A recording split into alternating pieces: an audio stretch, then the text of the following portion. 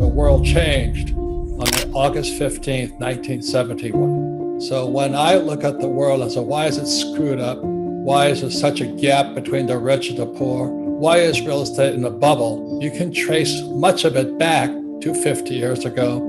And in January of 1972, I was on an aircraft carrier in the South China Sea because I missed the announcement that what Nixon did on August 15th. And it changed my life because I'm on this aircraft carrier as a Marine pilot, and I get this letter from Rich Dad via snail mail saying that, hey, Nixon took the dollar off the gold standard. Well, it took me 6 months to get that letter. But anyway, I didn't know what it meant. Back in 1971, for those who may not know it, it was illegal for Americans to own gold because in 1933, FDR took the dollar off the gold standard. He also caused Social Security. FDR really screwed this economy up way back then. So I couldn't own gold. We didn't know what gold was. And that really changed my life. So when I look at what is going on in the economy today, I mean, let me ask this question. How in the world can the CEO of a company borrow money just to jack the price of their stocks?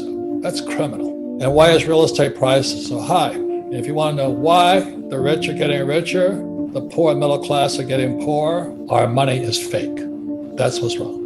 And anybody saving dollars is a loser right now, and because they keep printing it. So on August 15th, 1971, that is when Nixon closed the gold window. Of course, when he closed it, he said it was just temporary, but it's been 50 years and it hasn't reopened. But what you spoke about FDR in 1933 is true, because that's the year when the government made it illegal for Americans to own monetary gold. So American citizens could not take their Federal Reserve notes back to the Federal Reserve and get real dollars, which were made of gold. All they could do was negotiate, circulate the Federal Reserve notes. But if you were not American, if you lived outside the United States, you were still able to take your Federal Reserve notes to the Federal Reserve and actually get paid the gold that the notes promised to pay. And so that continued up until 1971. And basically what was happening in the late 1960s, early 1970s, was we started to run very big deficits in the 1960s to pay for the war in Vietnam, to pay to go to the moon, to pay for the war on poverty, and all sorts of government programs. They called it guns and butter, and we had both, yet we didn't pay for either.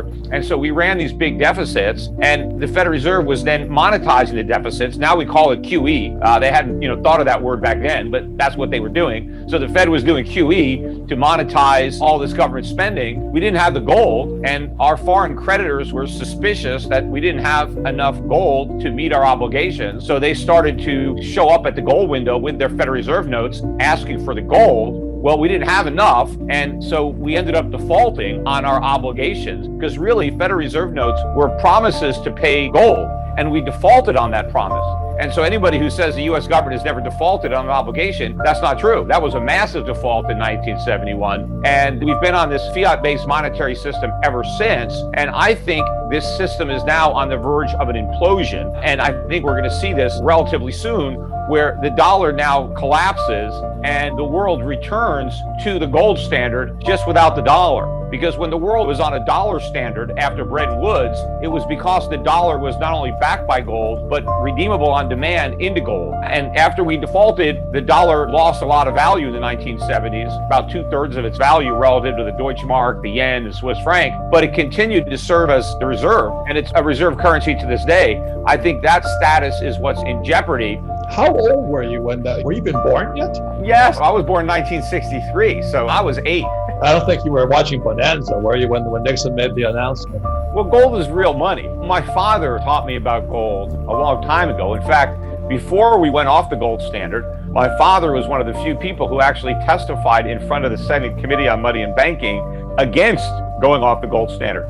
And my father was the only one that said that if we went off the gold standard, the price of gold would go up, and that the value of the dollar would go down, and that we'd have lots of inflation. All of the other government witnesses, including the then Secretary of the Treasury and the then head of the Federal Reserve, they all said that if we went off the gold standard, the price of gold, which was about $35 an ounce at the time, they said the price of gold would fall. They thought the dollar was supporting gold instead of the other way around. So they were talking about how great the economy was going to be if we can only remove the shackles of the gold standard. And my father was the only one who testified and got it right, because he laid out exactly what was going to happen in the 1970s. And it happened exactly the way he said, and the exact opposite of what the Secretary of the Treasury and the Federal Reserve said. And you know what? The Secretary of the Treasury and the Federal Reserve head are just as incompetent now, maybe even more so than they were back then. They have no idea the damage that they have unleashed through their policies, especially the mistakes that they've made since COVID. I mean, the Federal Reserve has done everything wrong since COVID. And despite the fact that everybody is praising them for what they did,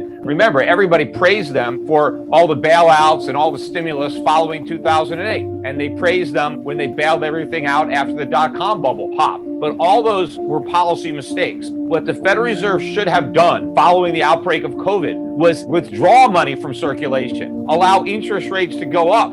Because the problem with COVID, and I said this at the time, was a supply problem. People were leaving their jobs. Companies were shutting down. People were staying home. They weren't working. They weren't producing goods. They weren't providing services. So we had a lot less stuff to buy. What the Federal Reserve needed to do was reduce the money supply so that money supply went down with goods supply. Instead, they did the opposite. They flooded the economy with money. They printed all this money and sent it out to everybody. So what happened? We increased demand while we were decreasing supply. That's why you're seeing this huge increase in consumer prices right now. It would look pretty bad for America, because a return to the gold standard would mean a rejection of the dollar standard. If the dollar was no longer desired as the reserve, the value of the dollar on international exchanges would collapse, because we have these record trade deficits. I mean, the last trade deficit we had, all-time record high, we're running trade deficits of about $1.2 trillion a year. It is enormous. But the only reason we could do this is because the world will take dollars for their stuff. But if they go back to a gold standard, they ain't going to take dollars for their stuff. We're going to have to give them gold, which we don't have, or we're going to have to produce stuff, which we can't because we don't have the factories. We don't have the infrastructure, the labor force, the supply chains. So the dollar's going to collapse. And what's going to happen is all of these products that Americans take for granted are on the shelves when they want to buy something. They're all going to be gone, because we're not going to be able to afford them. I mean, they're going to be too expensive for Americans to buy. So the entire American standard of living is going to collapse. Now, it's not going to make that big a difference for a lot of the other countries outside the US, because they don't issue reserve currencies. You know, if you're living in New Zealand, for example, the New Zealand dollar isn't the reserve currency. So if you want to import something, you've got to export something. People in New Zealand have to earn dollars. We don't have to earn dollars. We just print them. Now the people in New Zealand will start earning gold instead of dollars. But the change for America is huge, because we used to be able to print dollars. We can't print gold. We have to earn gold just like everybody else.